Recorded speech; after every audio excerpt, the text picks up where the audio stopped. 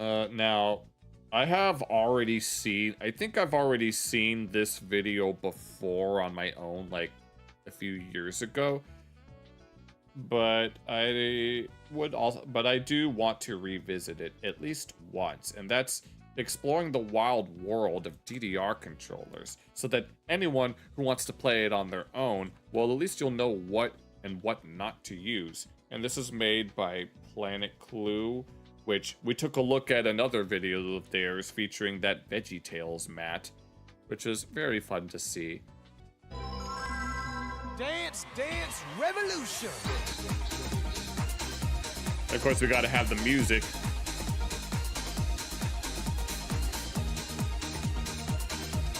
And this video is like 4 years old, though. So, what mix would be out at this time if this was... Sorry to have to move this back out. When was this? 2021. Oh, this is when A20 Plus was active. Dance Dance Revolution is one of my favorite things ever, and that love developed entirely from playing the game at home. Throughout my life, I've had very few arcades near me, and none of them had DDR, so the only option I had was to compromise. This is a soft pad, and it is the most accessible DDR thing ever produced, since they were bundled with nearly every DDR home port. Yeah, oh, we should play some Mario Mix at some point. Apparently the timing is very wonky. You can get one for 15 to 30 bucks, plug it in, and it just works, but that cheapness comes at a cost. While you're playing the game, they never stay put. They like to slide all over the place. Yeah, so what people will do with these mats is that they'll tape it to some plywood and do it that way. And it becomes a force of habit after a song ends to reach down and rotate it back to its normal position. Yeah, pretty much. No, I remember having this exact type of mat for the PS1. Or PS2, this glossy surface. No, this takes me back. Such a commonplace issue that people just tape them to the floor. Another problem is that there's no tactile feedback at all. The top layer you don't know where they actually are. Is completely flat plastic. You can't feel where the edges of the buttons are with your feet, so the only way to center yourself is to look down and adjust. And the last issue with them is consistency. Depending on how old your pad is, who made it, where it came from, how much use it's had, it's a toss-up on how... Oh yeah, I forgot. Some of these have a little green border. I don't remember which one we had. Like, we had this type in particular when we had DDR Extreme, but... sensitive the pad is going to be. Either it's too sensitive and registers a press when you don't want it to. Yeah, I hate it when that happens, especially when it results in a good. Or you stomp on it really hard and nothing happens, or... Yes, this too. Or maybe it'll happen too late. Okay. No, remember when we got our first gold cab, the pads were very undersensitive, and so we had to like really stomp on them, and we had to wait before we could properly mod them. And actually, Pennsylvania just got their first silver or platinum cab at a local arcade in Pittsburgh. And so that's very exciting. But they can't mod it yet until people break it in.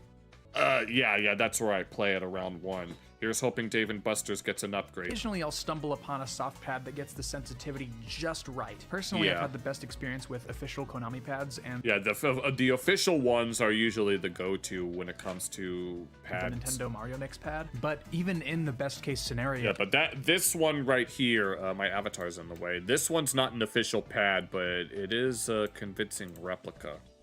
Soft pads still aren't viable for competitive play. Some people mod their soft pads. Yeah, they'll put it on plywood or plexiglass. Or either that, or they'll make their own DIY pads out of like plywood and plexiglass. Which I've thought about wanting to do before, but I need all sorts of tools and shit. Plating them with wood. You're thinning out the soup a little bit too much. Okay, so I thought of a lot of different ways that I could phrase this video, and the best way that I could come up with was a tier list. I know it's a bit cheesy, but just bear with me, okay? Okay, so the left side is for foot controllers, and the right side is for hand controllers. Yeah, there are two different, We're just gonna focus on the left side for right now. In general, those standard issue plastic soft pads land firmly in the E tier. There is another kind of soft pad, and as far as I know, they don't... And yeah, there's this type of soft pad that have these thick foam inserts. Like you zip it open, you put the little inserts in, and then it kind of imitates a little and sometimes these are like raised so that you can feel them. But even then, these are prone to breaking quickly. They only have a name, so I'm just gonna call them thick pads. They have these big, thick pieces. Yeah, like this. Like this one seems to be made of styrofoam, but some of the others are just made of regular foam. There's a foam inside of them, which adds some Yeah, and then they link together like these little puzzle pieces. weight and makes them slide around a bit less. Some of them have tactile bumps on the panels, so I can feel where they are with my feet and center myself without looking. Konami has made some official ones like this, but I don't know. That might be very, very rare. The thick pads are slightly better enough to edge their way into the D tier. Yeah, but the thing is, we've had multiples of these thick pads before, but they either the sensitivity is off or they break within a month. And so, yeah, $70 wasted. And of course, the dream would be to have your very own DDR cabinet, right? Well, that'd be A tier. Yeah, I have this replica pad and it works really, really well. I love this pad here. I mean, it's a little too sensitive in some cases. I'll still get the occasional pad good because of the way that I actually play. And so, yeah. When it comes to rhythm games, using pad are easier or just using your fingers.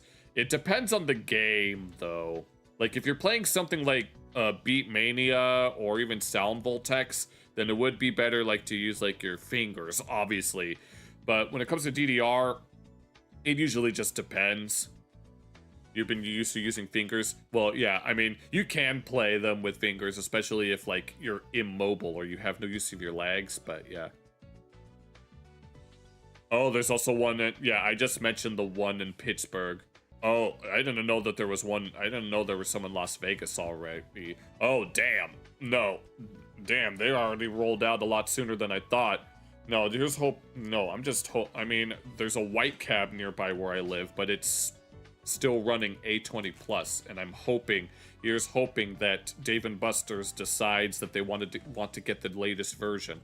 Well, it's very clever to put DDR-A in the A tier. I'm not specifically referring to DDR-A. It's just a yeah.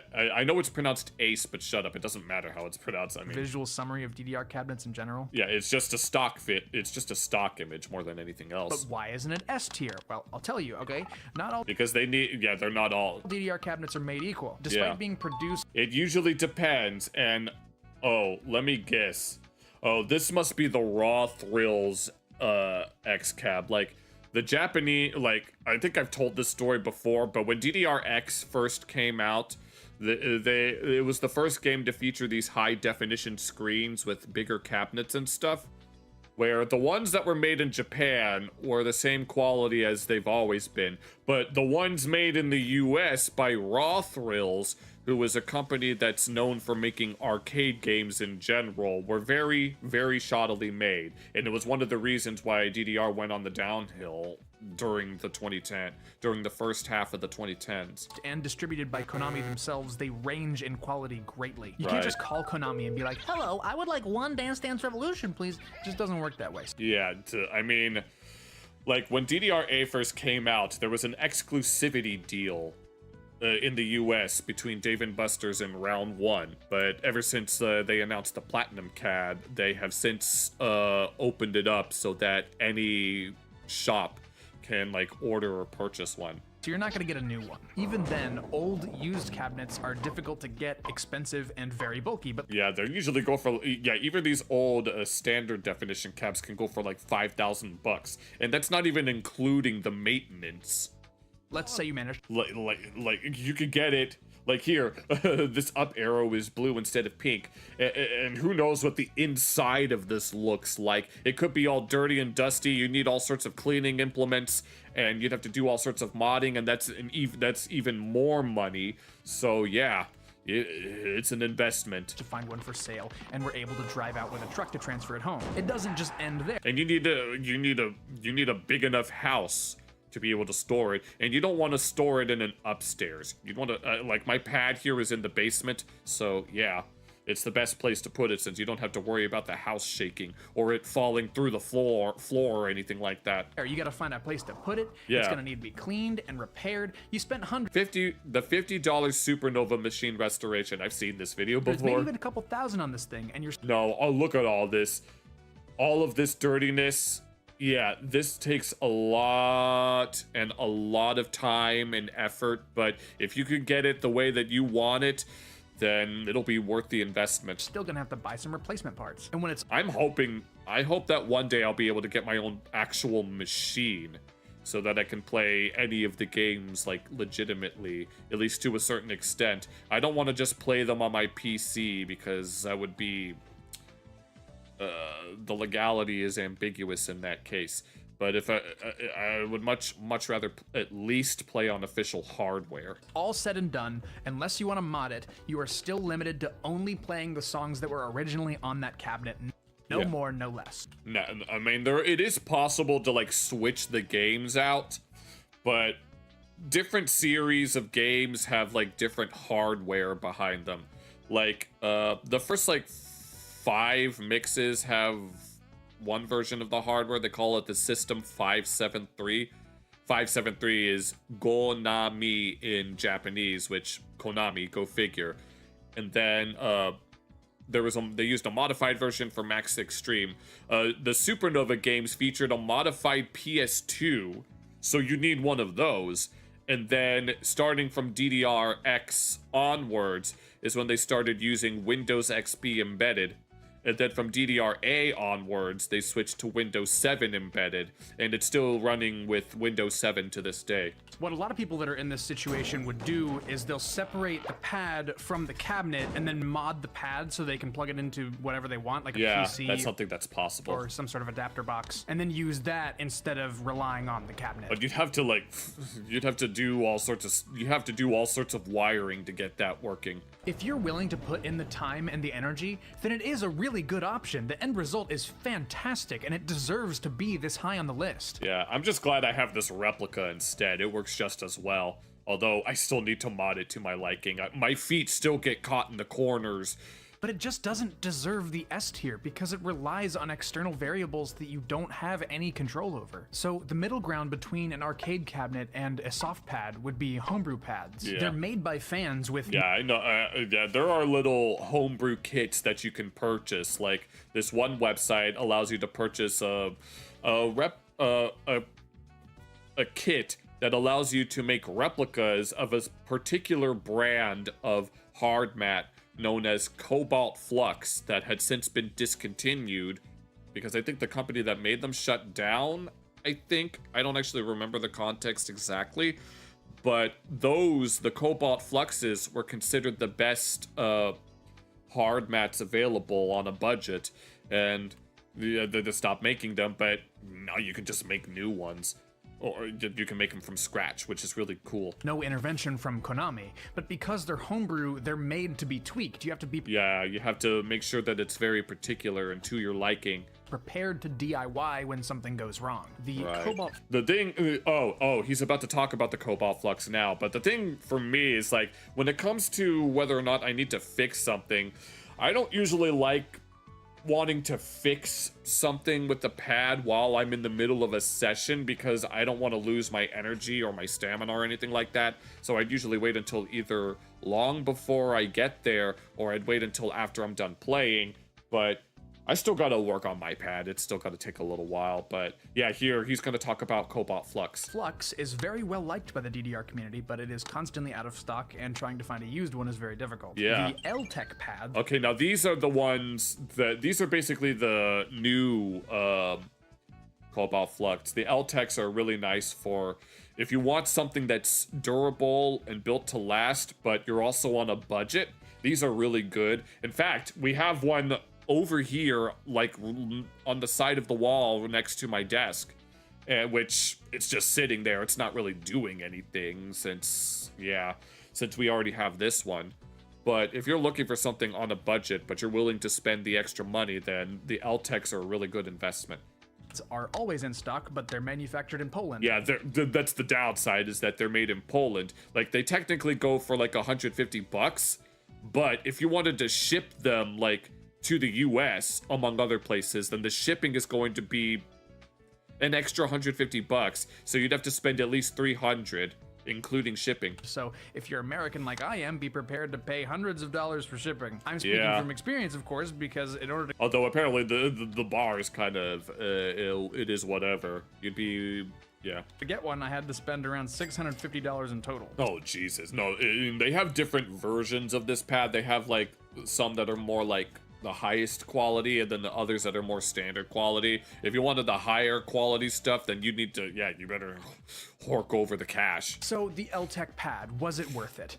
I'd say that it was worth it to me. I'll just say that it's got some baggage. This is my very first... Yeah, this is more just for those who just want something that's simple and reliable, but aren't necessarily of the highest levels of play.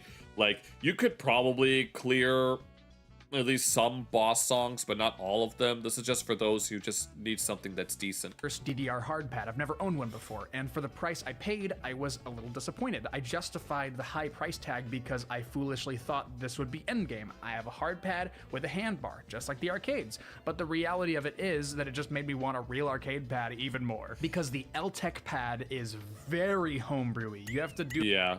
You still have to do some of these other things too. A bunch of mods in order for it to even be competitive. With that being said, I did take the time to do those mods, a control board replacement and steel plate sensitivity mod, and as a result, my experience was vastly improved. Yeah, people will do something called the penny mod, where you take some pennies and then tape them to the side, and it's supposed to help increase the sensitivity a little bit. Compared to the stock unit. One very common complaint that I also agree with is, wow, this bar yeah, the bar is not the greatest.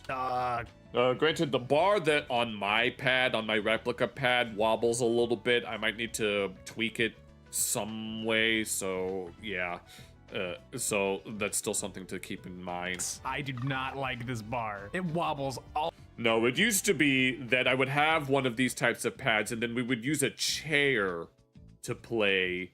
And depending on what type of chair it was, sometimes it would have chairs that have little... that stick out on the sides and it would hurt, but yeah. All over the dang place. It doesn't matter how much you tighten it, it doesn't matter how much time you put into trying to get it stable, it will always wobble. And I just can't get enough height out of it. It's Personally, I don't like it when the bars are too tall. Like, he's going to bring up the Step Maniacs pads at some point, and the bars that those come with are too tall and too wide for me, and those hurt my shoulders like crazy. Thankfully, they do sell like adjustable bars that let you like adjust the height, but eventually I sold it for reasons. Just not tall enough. I'm in that weird height range where it's just barely out of my comfort zone. Drives me crazy. But I don't have any alternative, so I just use it anyway. Yeah. Some people build their own bar, but I just don't have that kind of a brain. Like, I would have to commission somebody else to do it. Yeah, I think they sell bars on this one website. I might have to look for it though. I have no knowledge of like metalworking or anything like that. As for the Cobalt Flux, I bet Hank Hill and the guys on Rainy Street would love to partake in the construction of something like this. No, I bet it would be very fun for them. I don't have one, but from what I've read, the quality is superb. No, people consider these to have been like top tier. Because they're so hard to find, people just started building their own. Yeah, this website in particular is what I'm talking about.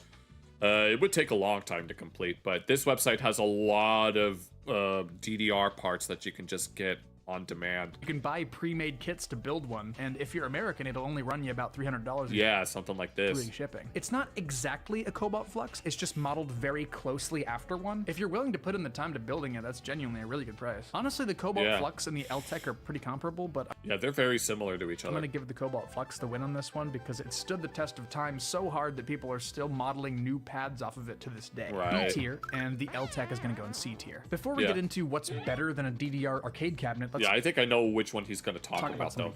F tier, yes. You better not put the VeggieTales one there.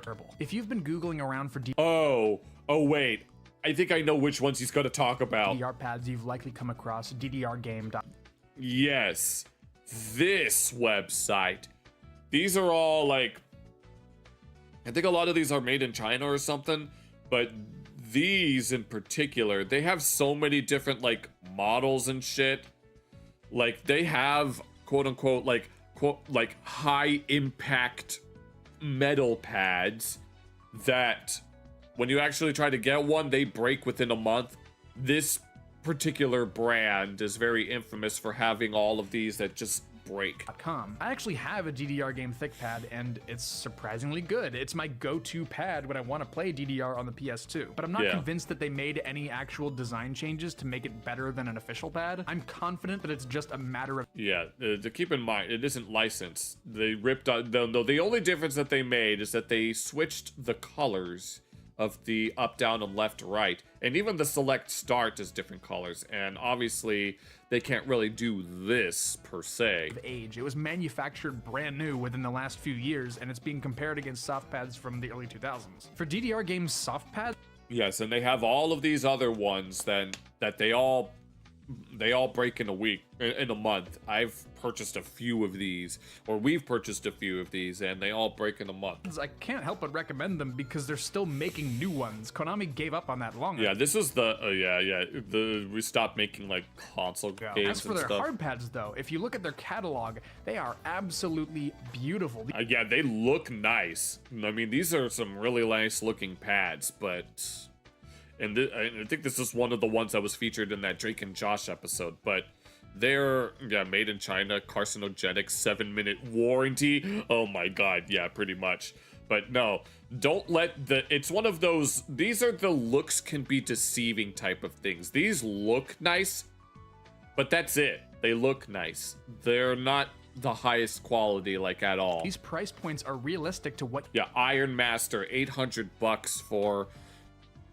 Yeah, for these ones, so you gotta... You pay for a quality hard pad. You could easily be fooled into thinking they're legit. I don't have any personal experience with them, but according to the DDR subreddit, their pad... Yeah, not recommended. Overall, their pads do not hold up over time. No, I have personal experience with the thick mats. Pads don't hold up over time because they're exceptionally low quality. The sensors are prone to failing, and the control boxes tend to randomly disconnect. It's amazing that they're still in business. Sounds like an F tier to me. I'm sure someone's gonna contact me and be like, I bought a DDR game hard pad and I haven't had any problems. Listen, I'm sure some people haven't had problems, but I'm sure those same people probably modded them to hell and back. I'm not speaking from experience. I'm just going off of this paragraph on Reddit, all right? I would love to personally roast DDR games hard pads by buying one and talking about how crap it is, but... But no, do not fork over that money. Oh my god, these price tags are ridiculous for something that I know is going to suck. But there is a way to enable me to do such things in the future, though. All right, so getting back to it, if a real DDR cab is A tier, what would be S tier?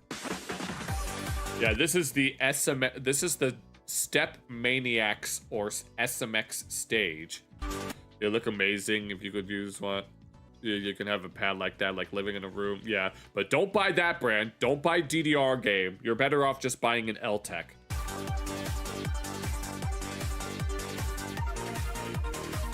This is the Step Maniacs stage. Yeah, Step Maniacs was made by a guy named Kyle Ward, who was apparently the guy that made another dance series called In the Groove that got into a lawsuit with Konami because they were repurposing old official Konami arcade cabs in order to make that game, and so they had to stop making it. But then they decided to create this game instead, where in addition to the up, down, left, right, they also have a center panel similar to Pump It Up. It's as close to endgame as you're ever going to get. I've had one of these. It was fine, but I much prefer a regular DDR-based pad with like the corner brackets and stuff. I mean, the one that I had a wonky left arrow that would occasionally like miss and drop and would give me all sorts of trouble. It once belonged to someone that I knew at some point, and then they sold it to someone else, and then that someone else sold it to me, and then I sold it to the person that it originally belonged to, and I warned them about the funky left arrow, but they were like, it doesn't matter. So, but yeah, it's a fine pad, but it's just not for me. The force sensing resistors automatically calibrate, and you can adjust the... Yeah, that's another thing. Like the DDR pads, they have these rubber sensors that you plug in, and they're like pressure sensors, but these are FSR's force resistance, where it's this thick piece of foam against a... I don't remember what it is, but as you step on it, the foam presses against a sensor beneath it, and he's not wrong about the adjusting the sensitivity. Like, there's even an app that you can get on your computer that allows you to adjust the sensitivity of the pads as well, and even change the colors of the lights and include little decals and stuff, which I think is pretty neat. Sensitivity of the panels in software. It even has customizable RGB in every single panel. The Yeah, StepManiacs it's really community cool. member by the name of Kevin got some excellent footage of his StepManiacs pad, and that's what you're looking at right now. He even went out of his way to demonstrate the custom LED pattern feature by putting my YouTube mascot KK Nice. on the pads. It's a little hard to tell because of the gaps Yeah, I could. Yeah. between the panels, but that was still a really cool thing for you to do. Thank you so much. The That's StepManiacs cute. stage is developed by Kyle Ward, the same person that made In the Groove, a 4-panel DDR-like from the early 2000s. I got in contact with Kyle and he was super cool. Kyle even offered for me to use his original music for the project, and that's what you're listening to right Nice. now. The song that you're hearing. Yeah, there's we have a very large StepManiacs cabinet at the round one that I usually go to. It's next to the Pump It Up cabs. And they have some. They have a very different. Each game has their own like different selections of music. SMX tends to have a lot of music that would be in like old school classic DDR, some old like those old Dance Mania licenses and shit. Is a song that he produced. It's so cool. Kyle really cares about the rhythm game community, so give the man some love. He deserves it. Okay, and Although there is someone that I knew who said that he's a hack producer, seeing as In the Groove was just a DDR clone, but. enough nice things, now I gotta explain the baggage. Yeah. StepManiacs is an original 5-panel game. It's like DDR, but it has a Yeah, this is a example of SMX gameplay. Yeah. I don't even know why I'm hesitating there. panel. I'm definitely going to get a stage at some point, but it's up in the air if I'm ever going to get to play the StepManiacs 5-panel game. Because it's not as simple as just downloading the game and running it on your computer. You have to You have to like buy whole. I mean, you can purchase this game for yourself, but there's a few bumps in the way. buy a touchscreen monitor to run the game. It has proprietary hardware in there that the Yeah. game is purpose-built to run on. So let's consider the absolute minimum for me to play StepManiacs. I have to buy the stage, Yeah. and I have to buy the monitor to play the game on. Yeah, but then you also have to buy like a whole setup. Like, I mean, there are people that'll have like makeshift setups. I wish I had my makeshift setup for playing the game is that I have my desk. I put my computer screen on top of a little container, and then I turn it towards my pad, and then I tilt the screen. If I had my way, then I'd have an actual machine, but you gotta work with what you got. It's already over $3,000, not even including shipping. But listen, it's easy to complain about high prices. But first of all, you get what you pay for. Right. And second of all, we aren't the demographic. Arcade owners are the demographic. Right, this is a little mini version. The one that we have is a much bigger version. Graphics StepManiacs is aiming at. If you look at the price of a brand new Konami DDR cabinet, that's going to be somewhere between 15 to 20K per unit. And No that's if you can shit. even get one at all. They have exclusivity deals with only a few different major arcades. Yeah, but this video was made in 2021, and it's currently 2026, and now anyone can get them. But StepManiacs is independent, non-exclusive, and it's only around 7K per cabinet. That Right. deal starts to look For the all-in-one, shipping not included. Also, the Dedit cab is a bit more expensive, but you get the idea. pretty good. Just because it's easier to get than an official Konami cabinet still doesn't mean that it's easy to get. In fact, no, the thing is that a lot when these SMX pads, they're so popular and so high in demand that as soon as they go on sale, then like literally within minutes they're sold out. That's how sought after that they are. Like the ones you have no, it's just a plug and play. Yeah, the one I have, it's just a USB plug and play, and you just gotta map them, or you have to map the buttons and shit. But no, the SMX pads will sell out within minutes the moment that they go on sale, and so you'd be out of luck by then. You just hope that there's a new ship. You have to hope that there's some new inventory in stock, and you better get them while supplies last, because they'll be gone just like that. quite the opposite. They only open for sale every few months, and they sell out in seconds. The Yeah. last drop that happened, Yeah, you have to compete for the privilege to purchase a thing. This isn't necessarily anyone's fault. SMX is building pads as fast as they can. quality over quantity, pretty much. Tried to get one and I couldn't. Every single Stepmaniacs person. Yeah, they are. I mean, I had to wait months for the pad that I have just to be brought over. I bought it like, I don't remember when I bought it, but it was months before I actually received it. And I didn't start actually playing on it until within the last year. I've had this pad for at least well over a year now, but I've only just now started playing on it, and it's still a really good pad. I'm very, very satisfied with the purchase. And I've interacted with has been awesome, including the developers themselves. It just, the camaraderie in the Stepmaniacs community is so good to see. I'm not associated to or sponsored by Stepmaniacs. I'm just a fan. I just really like their stuff. So to sum up the Stepmaniacs pad, you get what you pay for. It's extremely high quality. There isn't a modding scene because it doesn't need one. It's fully configured out of the box. You can buy kits to add more panels, so you can play a variety of different floor panels. Yeah, you can do that. You can even convert this into a pump it up style pad. There's even like the one that I had this little metal panel that you could put in the middle so that you don't have to worry about it. So games instead of just DDR, for example, pump it up. And you get entrance to a great community. Now listen, I ain't talking trash to DDR by putting the SMX pad a tier above. I mean, S for SMX, but I don't know. For me, these are I just prefer the feel of a regular DDR pad as opposed to the SMX pad. I just prefer it. Love DDR. I love these cabinets. But the flexibility of the Stepmaniacs pad speaks for itself. So I talked about a lot of How much more do we have? Oh, are we going to get into the hand controllers? different foot pads, but this is far from all the options that exist. These are just the ones that I found to be the most notable from my perspective as a non-hardcore player. I can play any original DDR game on max difficulty, no problem. Yeah. But I'm still not good enough. Oh, good lord. Like hell. No, within the past few years, there's been something that people will do, something players will do, is that they'll put baby powder on their shoes as a means of decreasing traction. But the round one implemented a rule that we weren't allowed to do that anymore, or at the very least, we weren't allowed to put them directly on the pad. And personally, I don't like this. I don't like my feet slipping around. I like making sure that my feet are grounded while I'm playing.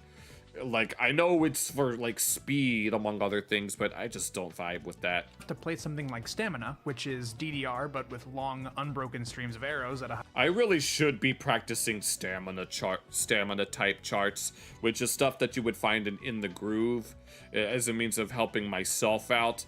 Considering that, DDR World and A3 have been featuring types of patterns that were well known in the groove ITG that, yeah, I'm several years late to that party. High BPM, right? And I'm not anywhere near the level of skill required to play not ITG sight reading charts. Like, that stuff is insane. If you want a more in-depth look at DDR pads I don't have any intention on playing something like this. in the context of hardcore Stamina players, I highly recommend checking out this video by Dom ITG. It's got a lot of great information. It was super helpful for me during the script writing process. And one last thing before we move on to the hand controllers. Why? Oh, yeah, where exercise gets fun. 30 dance sessions.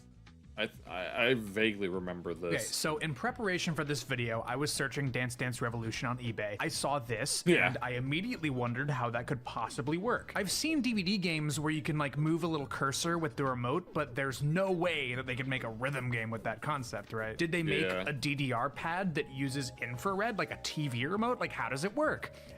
Well, it doesn't. And I'm not just... Oh, wait. I think I remember what this is. It's not an actual pad that you plug in and play. I think it's just a mat. Thing that it tries its best and just doesn't do a good job. They expect you to imagination. Literally play pretend. It comes with a vinyl sheet that has a... Yeah, it's not a real pad. DDR matte decal printed on it. I forgot about this part of the video. Oh my god, that's painful. There are no electronics at all. You can crumple it up like a sheet of paper. And there's two of them. And the DVD, if you really wanted to do quote-unquote two players, just plays a video of arrows scrolling up the screen, and it's not even expected to act like you're playing a video game. And of course, it always says perfect, like you're doing well. On the box, it says DVD game. It's not even a game. In it is a DVD game because it has a win condition and a lose condition. You can pick the Misfits. Phil. wrong answer in CNET, and then you'll Oh, Angelico, right. lose. In the Dance Dance Revolution DVD game, you can just do nothing and win anyway. Like, the only instance Do nothing, win. Sounds like some people. that makes any sense for this thing existing is if, like, you don't have any video game consoles or anything. And that's what this review says. Great alternative to buying an entire Great, and there's barely... what songs are on this game, though? That's the deal breaker. game system. Like, fair enough. That makes sense to me. But the thing that You'd be better off just taking a large sheet of construction paper and drawing arrows on it. I'm so hung up on is that it calls itself a DVD game, but there's no game to be had. You're just watching an exercise video. They should have called it the DDR exercise kit or something. It may I mean, there are some official exercise editions of the game.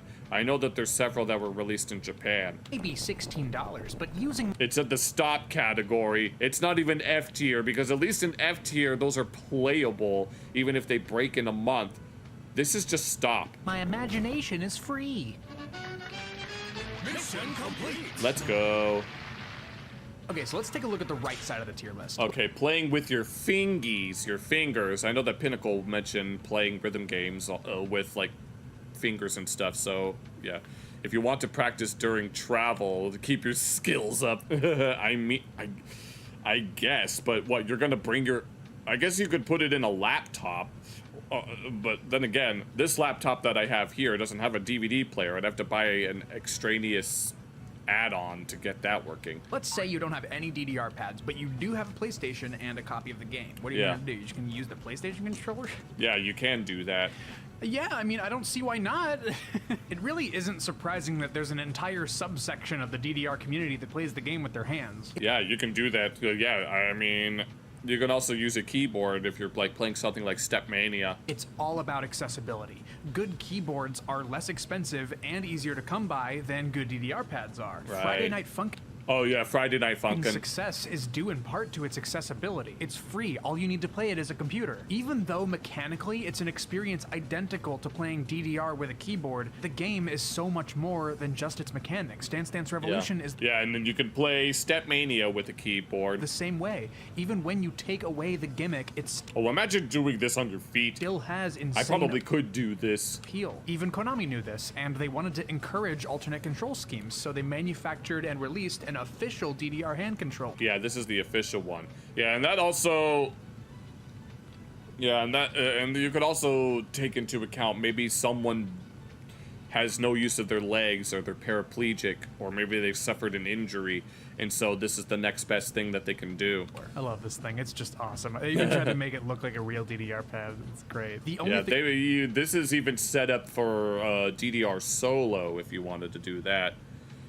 You just play Friday Night Funkin' mods and Osu Mania. Ah, I see. You play Galaxy Collapse. that would make it look even more rad is if the buttons lit up as you press them, but sadly they do not. You may have noticed these extra buttons up here. Yeah, those are the solo What are panels. those for? Well, for those that are unaware, there's a game mode of DDR called Solo, which adds 2 more directional panels. Yeah, we took a look at this yesterday.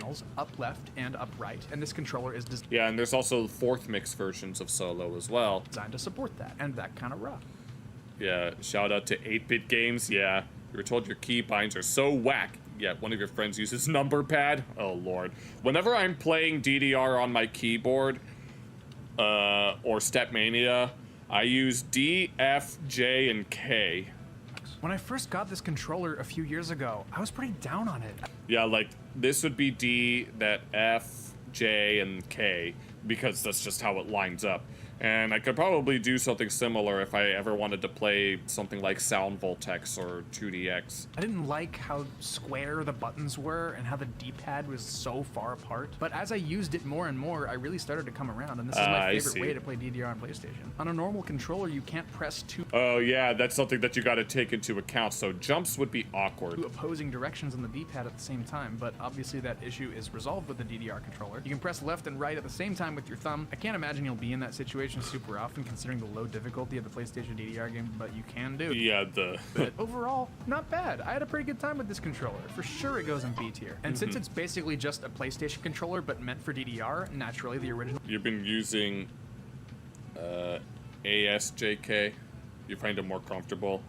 So just a few buttons away. Wouldn't be far behind. C tier. You Yeah. use 2 legs to play DDR, so making that the equivalent to 2 thumbs on a hand controller is pretty smart. Yeah, we've played with a controller a few times before. In fact, we had one that had a turbo function, and we've used that for certain mini games, let's call them. But let's say that some company took DDR pad for your hands a bit too literally. This is the Oh, yeah, Bio yeah. Mini DDR controller. Bio Mini. It's not enough that it's a mini. It's a Bio Mini, which means it's living.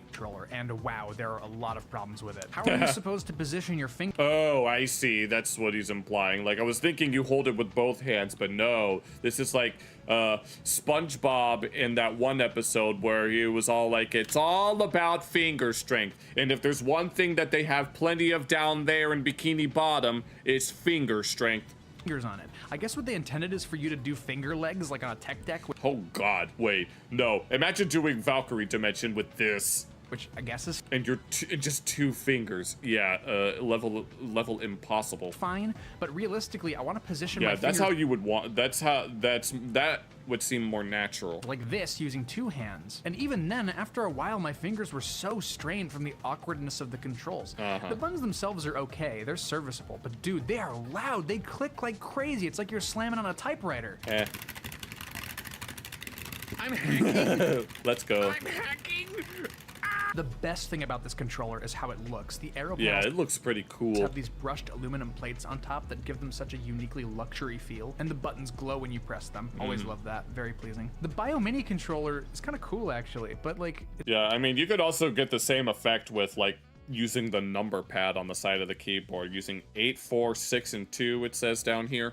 it's not good, and that kind of hurts to say because this is what people would think of when they hear mini DDR controller. For actual gameplay, it's just not as practical as the DDR controller or even the PlayStation controller, but it isn't totally unusable, so I guess it's gonna go in D tier. And before we get down to E and below, let's Oh God. go up to the top and talk about keyboards. I Yeah, different key. briefly No, now it depends on the type of keyboard. Oh, hello there, Rhodey. Oh man, we're already halfway done with the. Well, we're like 3/5 of the way done. But yeah, with regards to keyboards, it usually depends on the type of keyboard. Like if it's like a keyboard with flattened keys, like you might know what I mean. Those are not ideal for playing something like Stepmania. But the ones that are like the cubicle keyboards, those are much better. mentioned earlier that the keyboard DDR sub-community exists, and Yeah. the reason why Oh wait, I think this is Pinnacle is setup. because it's undeniably the most consistent way to play Oh, he's playing Afronova, rhythm games with your hands. or at least one of the Afronovas. Keyboards come in all different shapes and sizes and configurations and key switches, and there's like a million different variables. Yeah, and you can even get like some sort of custom DIY type thing. Right. But in general, okay, keyboard play gets a keyboard A. Yeah. Some people play with the arrow keys. Okay, sometimes that happens. Some people play with 4 keys in a row. Some people spread them out between their 2 hands. You got a lot of Yeah. options for customization when you use a keyboard. My keyboard of choice for a long time was a standalone board meant specifically for keyboard rhythm games. It's called the FNIC 4K. Oh yeah, something like this. I tend to be pretty rough with my keyboards when playing rhythm games. I bottom them out really hard when pressing them, so it has Cherry MX Red switches which actuate at the bottom. All things considered, it's held up pretty well over the past few years I've had it, but I do have some problems with it. Micro I'm sure one problem that you might have with it is if it starts moving around everywhere. USB instead of USB-C. Actually, you could use something like this for sound voltex. You just need some little knobs. It's not HID compliant. It's not hid. It needs Arduino drivers in order to work. Oh god. Yeah, it's your setup. You use the actual arrows of the keyboard like a true 90s caveman. So if you plug it into old computers or consoles, it won't work. Bleh. The case and the keycaps are 3D printed, which is fine, but 3D printed things tend to be kind of brittle. The little Yeah, I've noticed that in my time. plus shape that holds onto the key switch, It looks like that it'll fall out at any moment. that broke off really soon after I got it. I can't show you the 3D Yeah, here's a picture of what the original keycaps looked like.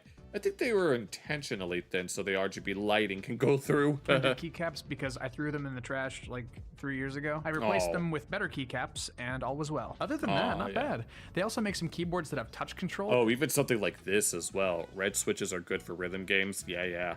And I gotta try that at some point. That sounds sick. My brother makes keyboards, and I told him my problems with the FNIC 4K, and he was like, yeah, that's lame. I'll make it better. And a few weeks Let's go. Better is subjective in this case. Later, he came up with this prototype. There are 2 boards Ooh, with yeah. 2 buttons each, and they're designed to be positioned wherever you want them. It's got hot swap key switches with no soldering required. I ended up not getting a lot of use out of the boards being separated, and having 2 microcontrollers doubles the price of production, so he made a version with only 1 board, very similar to the NIC Groove board. 4K. You use blue switches, just like the clicking noises from keyboard. All right. We called it the Groove Board. It's HID compliant, so you can plug it into anything and it'll work just fine. I also made the graphics for the board, and you can tell because it's awesome. We're gonna do a limited run of Groove Boards on eBay, but if you can't get one then, don't worry, you can still build one yourself because the design is open source, baby. To be clear, we Nice. aren't trying to compete with NIC. This was a very personal project. I wanted a low-profile, HID compliant, chalk switch USB-C board, and the NIC 4K wasn't checking any of those boxes, so I took matters into my own hands. Right. NIC's boards are still very good. If you want something done right, you do it yourself. I highly recommend you check them out. They're very accessible and their prices are good. They've been doing it for years. They know what's up. I don't want anyone to think that I'm trying to one-up them or anything. That's just not No the case. kidding. Just consider this like fan fiction. You know, I made it out of a labor of love. I ain't trying to step on your toes. These kind of It's missing the you know what it's missing? It's missing Japanese honorifics. keyboards are designed with DDR in mind, so of course it's the best way to play the game. Yeah. S tier. Yeah, sure, all those things are cool, right?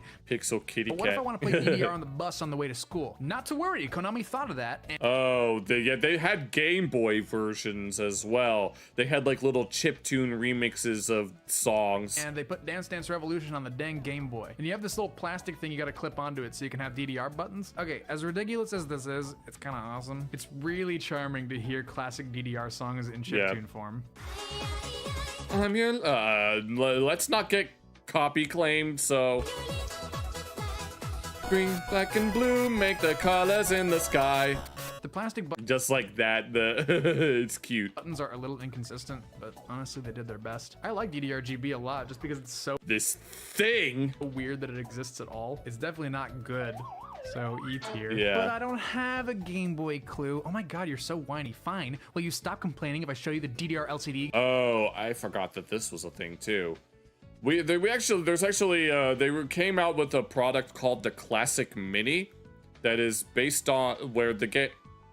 It was made for, what was it? Was it a 20th anniversary thing? Like, it's a classic. It's a very big.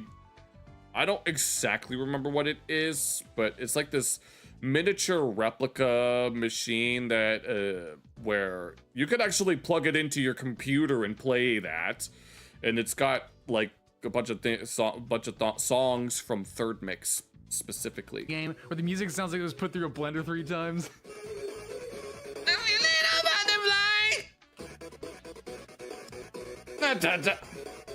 I'm your little moth. I could not get one of these. They're very expensive, and from what I've seen, they're definitely not worth it. They made Nah. Oh, there's even a Hello a Kitty. few Hello Kitty ones though, and those are really cute. Someday I'll get one. And it's still playing Butterfly, of course. That day is not today. And the very last DDR controller I have to talk about is so terrible that it should not exist at all. Oh no, what is this one? I don't even know. Okay, imagine a thin soft pad, like a bad third-party one, and you shrink it down to be Oh wait, I think I know which one he's talking about. only a few inches big. Introducing the Dance Pad Oh no, I was thinking of something else. Pro Series. Dance Pad Pro Series, yeah. The fact that this was greenlit and manufactured is insane. Oh, that down arrow. Insane to me. God. Trying to use this to play DDR is a nightmare. The sensitivity is comically low. I put it Failed. on a flat surface and absolutely hammered it with my fingertips, and it was still like a 50% chance that it would register a press at any given time. There is Yeah. no tactile feedback. The buttons aren't raised or anything, so it suffers from all the same problems of a standard soft pad. God but damn this it. one is small, so it sucks even more. Oh, you're trying to play your morbid curiosity or morbosity. Your morbosity has been proted. Get the OG Game Boy for you. Oh, Oh no, they were doing Groove 2001 That's about as far and Max as I thought I'd get. 300. I had the best luck with holding the pad with 2 hands and pinching the buttons with Oh god, but even pitching them doesn't do 2 enough. fingers. I had to hold it like a controller with 2 hands to get it to even function. At that point, why don't I just use a controller? Isn't the whole point for it to be better than using a controller? Or they just expect me to play with my toes? Is this a toe controller for your toes? Just stop it. Yes. Stop it, Dance Pad Pro Series. This is in the stop category. I'm sorry, Rody, that you missed the first half where we talked about actual dance mats. Out of here. Seeing the tier list filled like this gives you so much perspective on how much reach DDR had. Like, represented here, we have the entire range of accessibility, high to low, price points all over the place, stuff that was officially made by Konami and stuff that was made by fans. You've got third-party copycats and bizarre license deals. It's just, it's really cool to see. Oh yeah, speaking of license deals, remember how I talked about Burger King toys in the iDog video? Oh yeah. So Konami partnered with Oh yes. This is something that they did before. friggin' Burger King to make DDR toys back in 2006. Oh yeah, this deal included a code in order to unlock a song in the PS2 version, PS2 North American version of DDR Extreme. And that was like 2 years after the game had already come out, and it was the song Memories. What is it with Burger King getting all the best IPs for their toys? This right here is called the DDR. Oh wait, I think I've seen this before. I vaguely remember something like this existing. Are foot moves, and it is stupid. It's literally just Simon. It does a little sequence of left and right. Yeah, and it doesn't even make sound, just silent. copy the sequence. And according to the promo website, you're expected to play on this with your toes. I don't God even... damn. There were a lot more of these. This was just the one I was able to get a hold of. They also gave out little music Yeah, DDR music moves and more. Oh, I know what these are. sampler CDs. I bought this There's a ton of these music samplers that exist. because it's so bizarre to see Dance Dance Revolution and Burger King With Burger King, like when McDonald's would sell would have Yu-Gi-Oh cards. printed on the same CD. They almost feel like opposite concepts. Hey, KK Clue, what the heck's going on, man? Why haven't you uploaded in like 36 million years? Yes, I hear you. All right, prepare yourself because I'm about to spill the beans. I spent about 5 months working on this video. It survived 2 depressive phases and 3 different entire script rewrites, like a lot of drastic reworking to get it to flow like I wanted it to. And in the middle of the production process, I also moved into a new apartment. I also spent a lot of time in April making stim packs. Okay, is this just the which I sold. outro? Yeah, Berg Revolution. BBR. It's time to dance to some boykers. No, we have to hamburger because the Japanese version of Ronald McDonald's foot is 4 hamburgers long. Hamburger. Daisuki danda? Like that.